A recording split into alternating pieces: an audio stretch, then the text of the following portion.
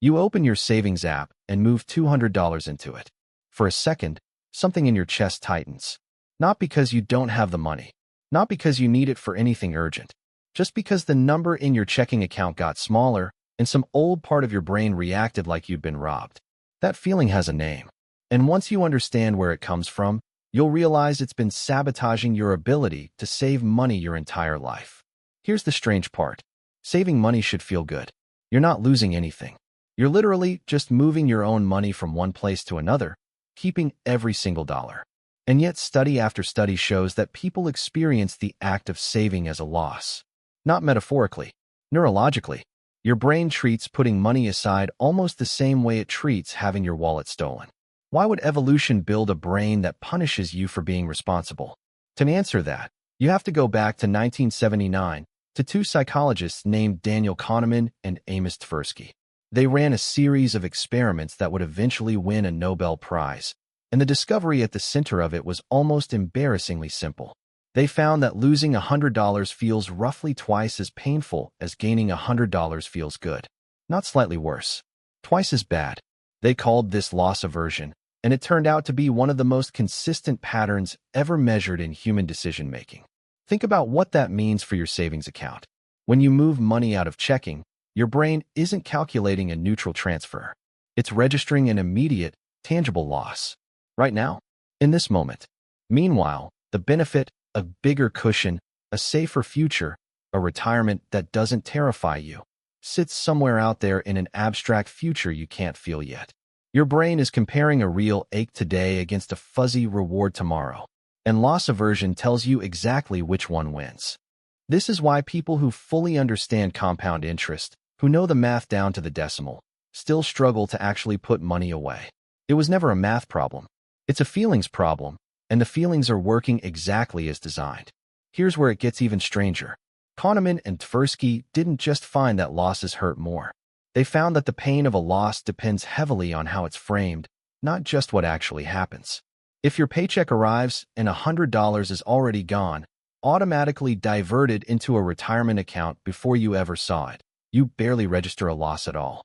But if that same $100 sits in your checking account for a week, and then you have to manually pull it out and lock it away, your brain screams.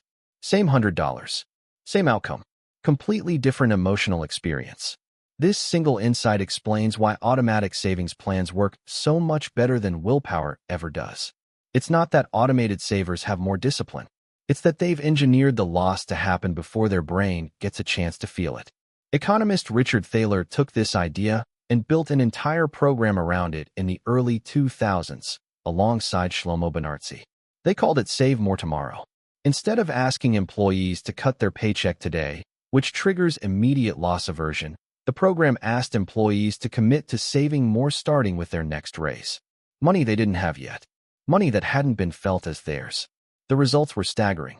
Employees who joined the program nearly quadrupled their savings rate within a few years, without a single moment of feeling like they were losing anything. They were never asked to give up money they already had in hand. They were only asked to take a smaller slice of money that hadn't arrived yet. The loss simply never registered, because there was no dramatic before and after moment for the brain to flinch at. That's the trick hiding inside almost every successful saving strategy you've ever heard of. Remove the moment of felt loss, and the behavior becomes almost effortless. But there's a second piece to this puzzle, one that goes even deeper than loss aversion. It's about who you think is actually receiving that money. Psychologist Hal Hershfield ran a series of studies using something unexpected, age progression technology, the kind used to show what a missing child might look like years later. He showed young adults digitally aged versions of their own faces, simulated portraits of themselves at 60 or 70 years old.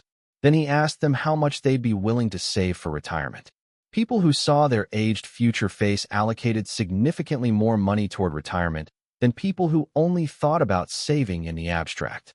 Hershfield used brain imaging to show why. When most people think about their future self, the brain activity looks almost identical to how it responds when thinking about a complete stranger. Not me in 40 years. Just some other person, vaguely related to you, who you don't feel much urgency to help. That reframes everything. When you refuse to save money, you're not choosing present comfort over future comfort. You're choosing yourself over someone who barely registers as you at all. Saving money doesn't just fight loss aversion. It fights a strange kind of emotional distance from your own future. Put those two forces together, and you get a brain that's fighting savings on two fronts simultaneously. Every dollar you set aside feels like an immediate loss to the person who currently exists. And it feels like a gift to a stranger who technically shares your name, but doesn't feel real yet. No wonder saving is hard. You've built a system that's fighting your own psychology on both sides at once. Once you see it this way, the usual advice about willpower and discipline starts to sound almost cruel. Telling someone to just save more is like telling someone to stop feeling pain when they touch something hot. The nervous system reaction happens before conscious willpower ever gets a vote. The good news is that once you understand the mechanism, you can work with it instead of against it. Automate the transfer so the loss never gets felt in the first place.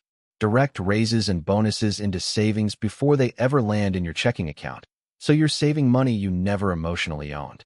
Picture your future self as specifically and vividly as you can, not as an abstraction, but as an actual person who will one day open that account and feel real relief or real fear, depending on what you do right now. None of this requires more discipline. It requires designing around a brain that was never built for modern financial decisions in the first place. Your ancestors never needed to plan 40 years ahead for a retirement account. They needed to react instantly to real, immediate threats. The same wiring that once kept a person alive by fearing sudden loss now quietly convinces you that saving $200 is somehow dangerous. It isn't dangerous. It's the same amount of money, sitting in a different place, waiting for a version of you who will thank you for it. The tightness in your chest when you move it, there isn't a warning. It's an outdated alarm going off for no reason, wired into you long before bank accounts existed. So the next time you feel that flicker of loss when you transfer money into savings, notice it for what it actually is. Not evidence that something bad just happened. Just an old signal, misfiring in a modern world it was never designed for. You open your savings app and move $200 into it. This time, you know the ache isn't a loss at all. It's just your brain running old software on a life it was never built for.